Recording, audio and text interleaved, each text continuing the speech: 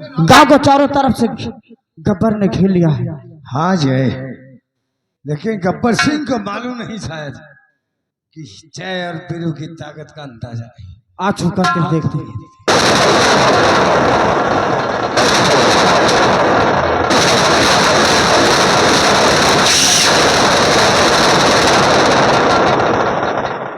वो भाग रहे हैं साले। इसका पीछा करते हैं। आओ।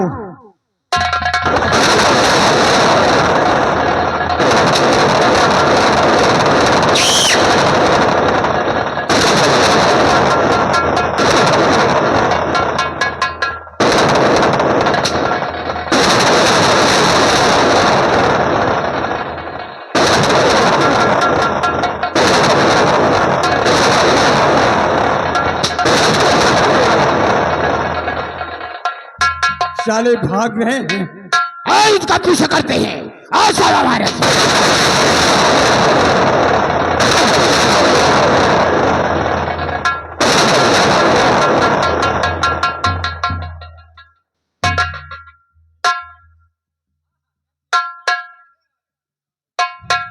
वीरू, मेरे पास तो गोली भी चुक गई। चलते एक को गिराते साले को, दो बच्चे साले उनको भी मार गिराते।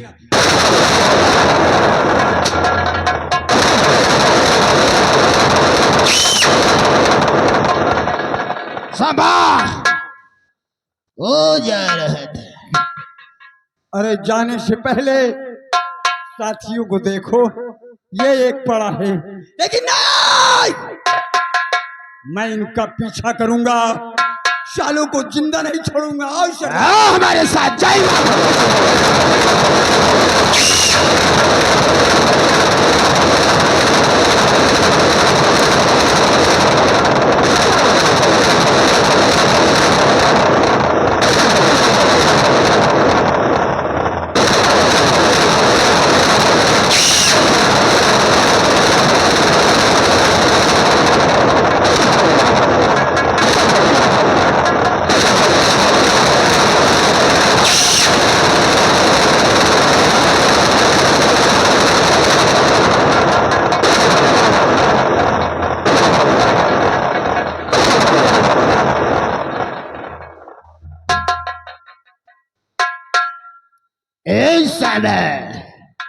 क्या बात है?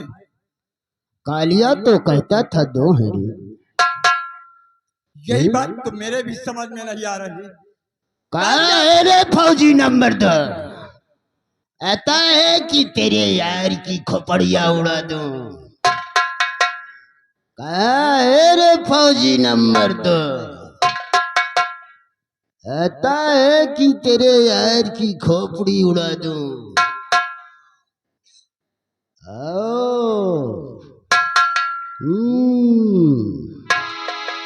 अब आया है ऊंट पहाड़ के नीचे। आओ आओ आओ महारथी आओ।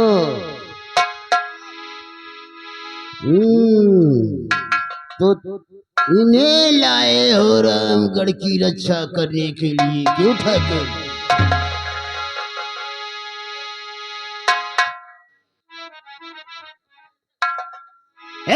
रामगढ़ के वासियों, अपने घरों से झांक झांक कर देखो, ये आए थे रामगढ़ की रक्षा करने के लिए, वो भी गब्बर से टक्कर ले ले। जो कोई गब्बर से टकराएगा उसका सर नहीं,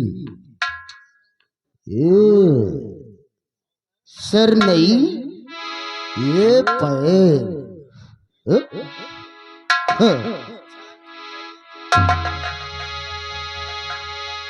फौजी अपनी जान की खैरियत चाहता है तो ये सर, ये पैर।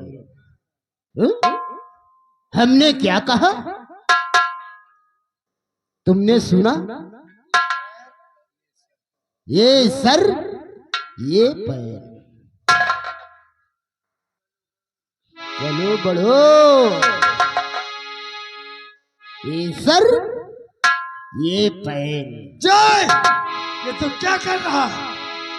जय, हम्म, हम्म।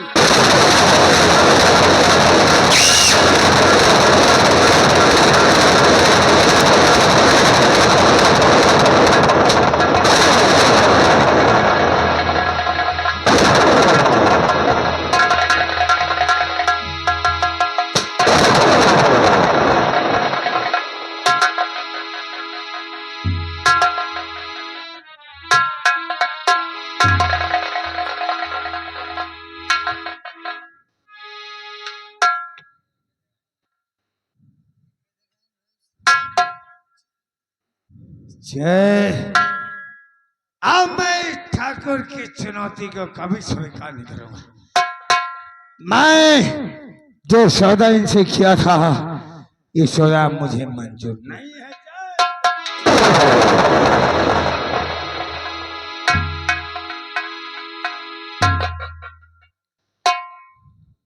मैंने वादा किया था एक बहादुर इंस्पेक्टर बलदेव सिंह का, लेकिन तुम तो कायर निकले। ऐसे कायरों का साथ हम नहीं दे सकते ठाकुर साहब। ठाकुर साहब, मैं यहां जान पर खेल गया और तुम्हारे सामने पड़ी हुई बंदूक तुमने उठा करके मुझे नहीं दिया। मैं तो एक ठाकुर जो एक डाकुओं की टोली से अकेले लड़ता हुआ देखा था ठाकुर बलदेव सिंह, लेकिन आज तू एक बुज़दिल है जो तेरे सामने पड़ी हुई बंदूक अपने दुश्मनों के लिए तू उठा नहीं सका। हम तेरे लिए यह लड़ाई नहीं लड़ेंगे ठाकुर, नहीं लड़ेंगे। तुम दोनों जाना चाहते हो तो जा सकते हो, लेकिन जाने से पहले ये नहीं पूछोगे कि हमने बंदूक क्यों नहीं उठाई। आखिर क्यों नहीं उठाई ठाकुर आपने बंदूक? नहीं, कायर नहीं हूं।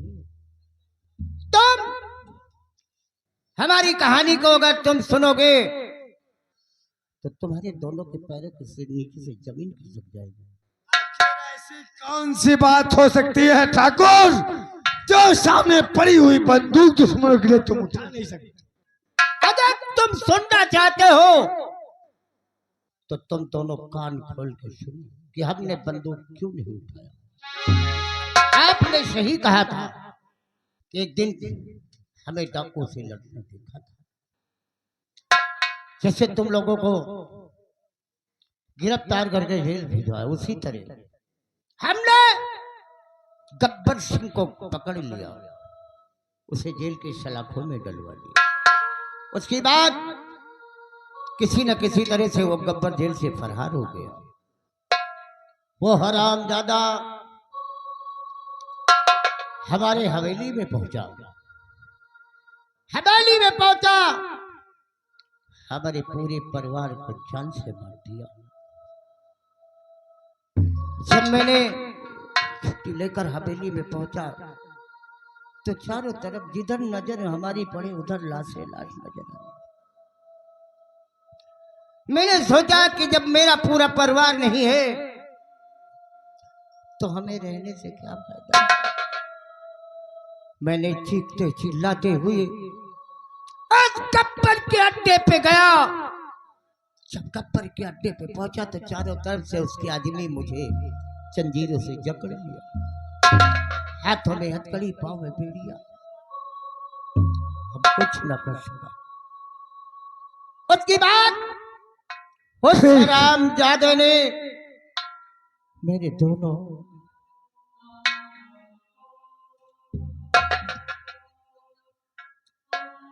हाथ काट लिया। मैं कुछ न कर सका। नहीं ठाकुर साहब, आप लोग, मैं आपकी कहानी से अनजान था। हम लोगों को क्षमा कर दें ठाकुर साहब। अब ये गांव में छोड़कर कभी नहीं जाऊंगा ठाकुर साहब, ये मेरा वादा रहा आपसे। और रही बात पैसों की ठाकुर साहब, ये सरकार का इनाम आपको मंजूर है, लेकिन ये मत समझना कि हम लोग आपकी लड़ाई नहीं लड़ेंगे। जब तक हम जय और वीरू की दोस्ती कायम है, तब तक हम गब्बर सिंह को आपके हवाले जरूर करेंगे ठाकुर साहब। जय हमारा वादा नहीं, मेरे दोस्त जय का वादा है ठाकुर साहब। इसीलिए मैंने उस गब्बर से बदला लेने के लिए तुम दोनों को चुना। अगर तुम मेरा दिल तोड़ के चले जाओगे तो मैं कुछ नहीं ठाकुर साहब, मैं आपकी कहानी से अनजान था, इसलिए आप पर क्रोधित हो गया।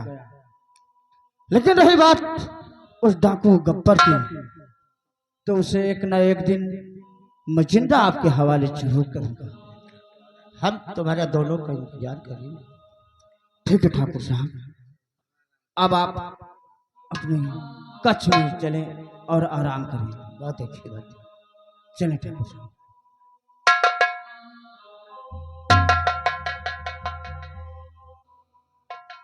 जय, बोल आज तो गप्पा निकल गया हाथों से, लेकिन दोबारा अगर चंगुल में आ गया ना तो उससे चिंता नहीं छोड़ेगी। अरे वीरू, तू क्यों चिंता करता है? कब तक खैर मनाएगी बकरी की माँ? आज नहीं तो कल उसे हाथों में आना ही होगा। लेकिन वीरू, अब चलते हैं कहीं घूमने बाग की तरफ। चलते चलते लेकिन कुछ कहना है। क्या कहना है? और जिंदगी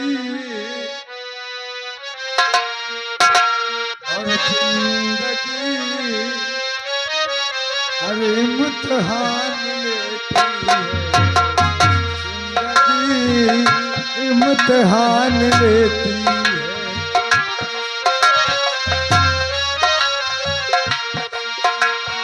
जिंदगी इम्तिहान लेती है। आशिकों की जान, आशिकों की जान, आशिकों की जान लेती है। जिंदगी इम्तिहान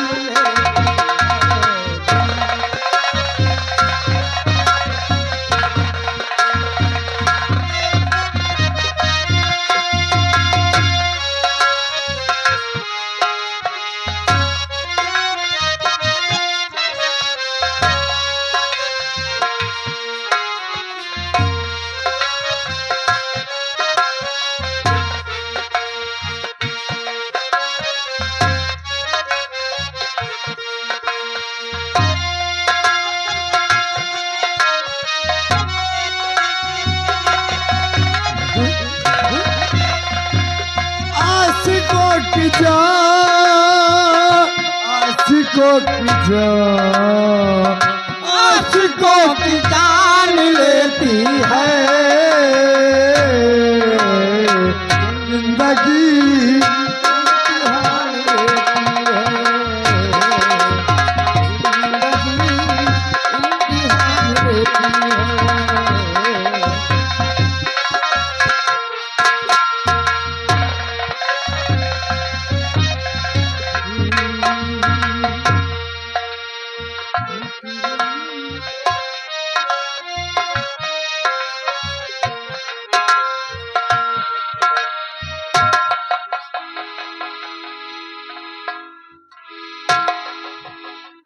ये लड़की न जाने कहाँ घूमने चली जाती है, कहीं खड़ी हो जाती है तो कहीं उससे बात, कहीं उससे बात, कहीं वो बात, कहीं वो बात। आने दो, मैं आज उसकी खबर लेती हूँ। अरे बसंती, ओ बसंती, अरे मौसी, आ गई चिल्ला यार? रही हो? क्या बात है? कहाँ थी? अरे मौसी, तुम तो जानती हो मेरे लिए इतना सारा काम रहता है, कभी मुझे फुर्सत मिलती है? बोलो क्या काम है? अच्छा, तेरे लिए बहुत सारा काम रहता है। अरे मेरी प्यारी मौसी, आखिर तू इतना नाराज क्यों है? बात क्या है? बोलना। मैंने तुझसे कुछ कहा था? मौसी मुझे याद नहीं, क्या बात है बोलो ना। देख, तू दिन पर दिन बढ़ती जा रही है। हाँ, क्यों? और तू कहे ना हमारा नहीं मानती है।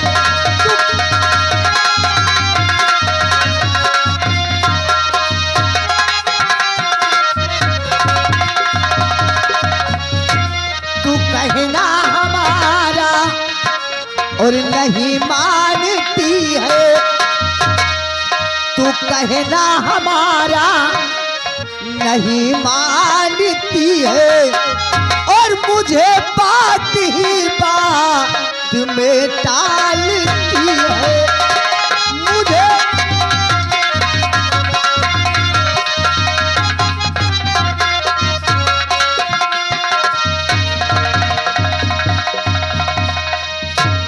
तू तांगा भी कल से और नहीं हाँकती है।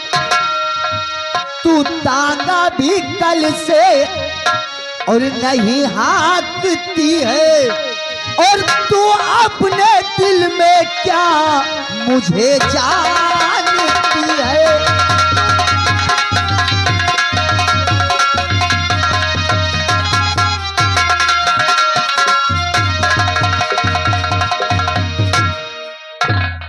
मौसी तुम मुझसे नाराज हो? खफा क्यों हो रही? खफा क्यों ये हो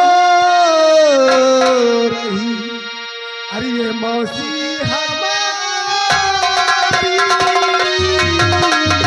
खफा क्यों ये हो रही?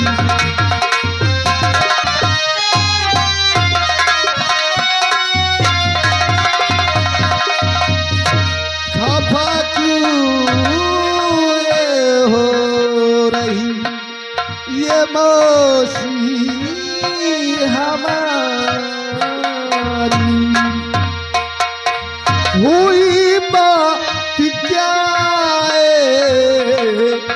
ये मौसी हमारी हुई बात।